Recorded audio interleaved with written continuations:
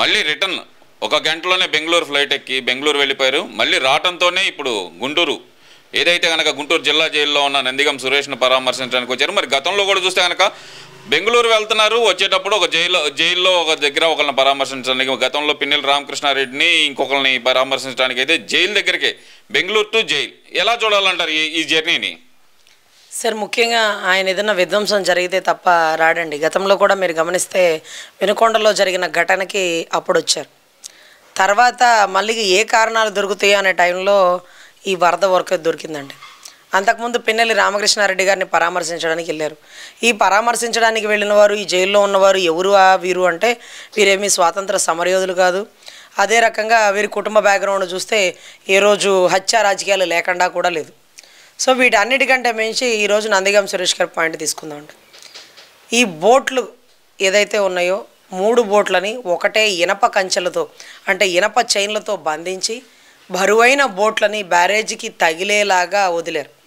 బోట్లు ఓనర్లు ఎవరైనా సరే వరద వస్తుందంటే ముందు ప్రజానికానికంటే ముందు అంటే జాలర్లకో లేకపోతే వేటకెళ్ళే వాళ్ళకో లేకపోతే ఇలాంటి బోట్ల ఓనర్లకో ముందు సమాచారం వెళుతుందండి. వారు ముందస్తుగానే ఈ వర్షాకాలంలో చాలా జాగ్రత్తగా ఉంటారు. సో వీటన్నిటికంటే మించి 3 బోట్లే వచ్చినాయి, ఇంకా ఏ బోట్లు రాలా. 3 బోట్లు కూడా వైసీపీ రంగులే ఉన్నాయంటే పల్లెకారులు వేసుకున్నారండి వాళ్ళ అభిమానం మేరకు. మేమేమన్నా వదిలేమా అని. విడివిడిగా బోట్ వచ్చినా అంత విధ్వంసం జరుగుండేది కాదండి. 3 బోట్లని ఇనప చైన్లతో బంధించినోడు, అంత రక్షించుకుందాం అనుకున్నోడు ఆ 3 బోట్లని ఒడ్డుకు తీసుకొచ్చి కట్టేసి ఉంచేవాడు, లంగరేసి ఉండేవాడు. అవేమీ చేయలేదు. సో ఇంకొకటి ఏంటంటే ఎటువైపు నుంచి వచ్చినాయి ఆ బోట్లు అనేది కీలక పాయింట్. పొరపాటున కొట్టుకొని వచ్చినాయా? ఎందుకంటే ఇదే విజయవాడ నగరంలో అసలు ఈ బోట్లు కానీ ప్రకాశం బ్యారేజీకి సంబంధించి కానీ భవానీ ఐలాండ్ కానీ ఒక టూరిస్ట్ ప్లేసు. సో ఈ టూరిస్ట్ ప్లేస్లో ఎన్నో బోట్లు ఉంటాయి. అన్ని బోట్లు రాకుండా వైసీపీ బోట్లు ఎందుకు వచ్చినాయి?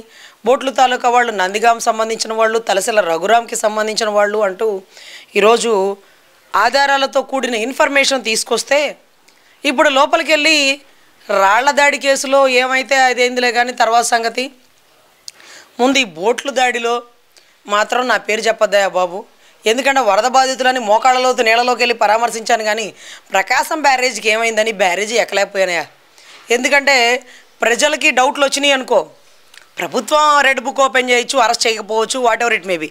కానీ ప్రజలకి కోపం వస్తే ఇప్పటి వరకు పడిన 40% ఓటింగ్లో తేడా పడిపోతుంది.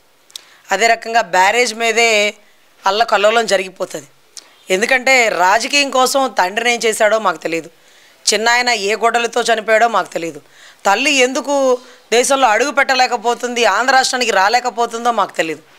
చెల్లి ఆస్తి వివాదాల కోసం అన్నా అనే పదాన్ని పక్కన పెట్టి ప్రాణాలను కాపాడుకుంటే చాలు అనే పరిస్థితిలో పక్క పార్టీలోకి వెళ్ళి, అది కూడా సెంట్రల్ పార్టీలోకి వెళ్ళిపోవాల్సిన పరిస్థితి ఎందుకు వచ్చిందో మాకు తెలియదు.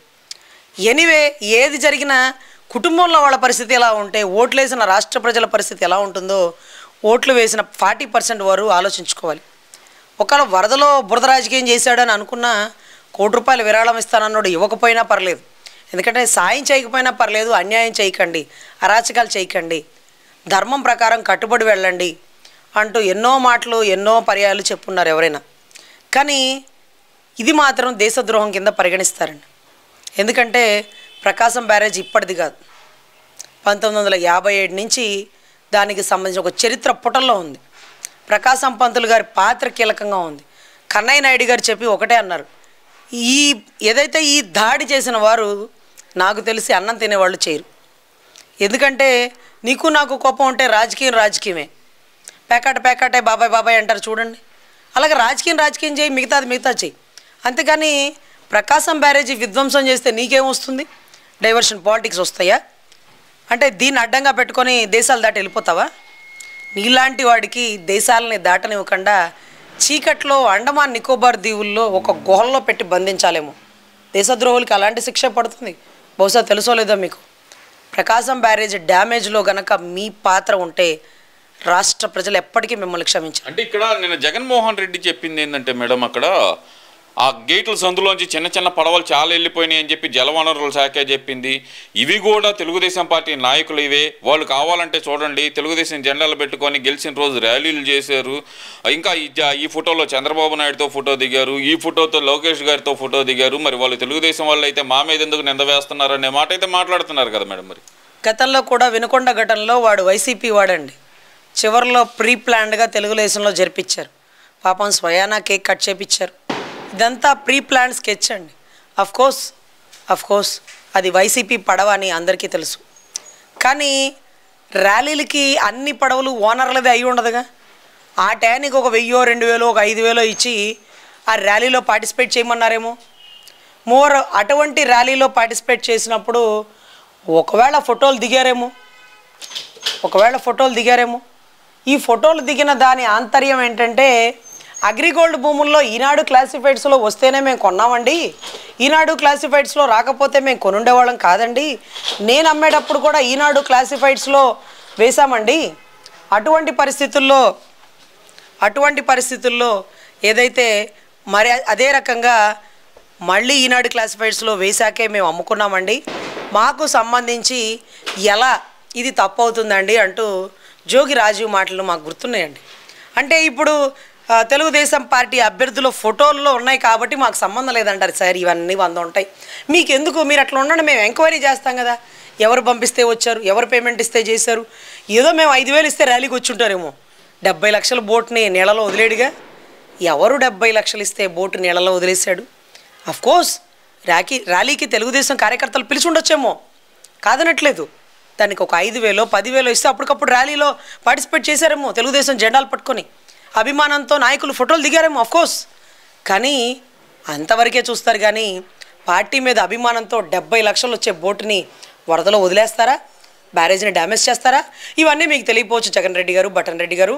త్రూ అవుట్ ఎంక్వైరీ చేసి సిఐడి ఎంక్వైరీ వేస్తారా, సిబిఐ ఎంక్వైరీ వేస్తారా? ఇది రాష్ట్రానికి సంబంధించింది కాదండి, దేశద్రోహమే. ఇటువంటి పరిస్థితుల్లో పూర్తి ఎంక్వైరీ వేయించి నిజాలు చెప్పిస్తారు. మీరు బహుశా జైలుకి వెళ్ళి నందిగాం సురేష్ గారిని ఏమైతే అదైంది, మొన్న అరటి తోటలు తగలబెట్టిన దాంట్లో కూడా నా పేరు రాని వల్ల నీకు ఎంపీ సీట్ ఇచ్చాను. ఇప్పుడు కూడా ఈ బోట్ల విషయంలో నా పేరు రానివ్వకు. ఎందుకంటే ప్రజలందరూ రాళ్ళు వేసుకొని పులివెందులు ఎంబడపడతాడు. బెంగళూరు ఉంటే బెంగళూరు వస్తారు. ఎందుకంటే ప్రకాశం బ్యారేజ్కి సంబంధించి కన్నయ్య నాయుడు గారు అన్నం తినేవాడు ఈ పని చేయడం అంటే, రాగి సంకటి తింటున్నావా, జొన్న రొట్టెలు తింటున్నావా, పుల్కాలు తింటున్నావా డైట్ కోసం నాయనా? సో నీలాంటి వాడిని దేశద్రోహిగా ముద్ర వేయాల్సిందే.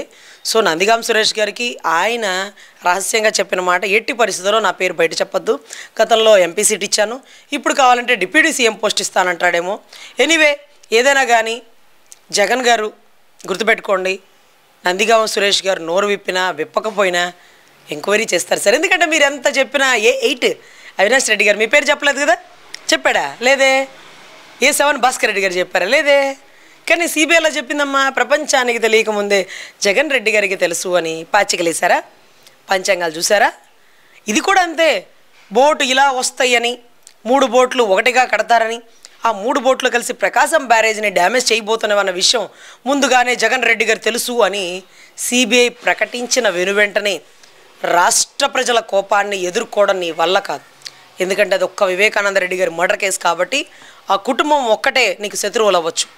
ఇప్పుడు బ్యారేజ్ డ్యామేజ్ చేశావన్న విషయాన్ని నీ నందిగాం సురేష్ చెప్పకపోయినా సిబిఐ ఎంక్వైరీలో బయటకు వస్తుంది. కాబట్టి రాష్ట్ర ప్రజలు పట్టుకొని వచ్చే రాళ్ళని దాటి నువ్వు తప్పించుకోవాలంటే కరెక్ట్ 5 ఏళ్ళు నువ్వు విదేశాల్లోనే ఉండాలి. అందుకనే బహుశా పాస్పోర్ట్కి స్టాంప్ వేసుకున్నావు. ఇవాళ కాకపోతే రేపైనా నిజాలు బయటకు వస్తాయి. నిజం నిలకడ మీదే వస్తుందన్న విషయం నీకు తెలుసు కాబట్టి 100%. అంటే ఇక్కడ ఇంకో విషయం ఏంటంటే మేడం,